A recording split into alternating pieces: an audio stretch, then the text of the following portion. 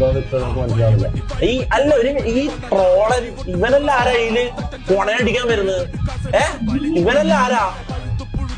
ഇവന്റെ കഥകൾ മറന്നാ, ഇവൻ തന്നെ മറന്ന. അവിടെ നിന്റെ കഥ നീ പറഞ്ഞു. ഈ കരഞ്ഞ ഓർമ്മണ്ടാടാ ലൈവിൽ എന്നെ വിളിച്ചിട്ട് നായിന്റെ മോനെ, നാണമില്ലാത്ത പോലെ. നീ ലൈവിൽ എന്നെ വിളിച്ച് കരഞ്ഞ ഓർമ്മണ്ടാ എനിക്ക്?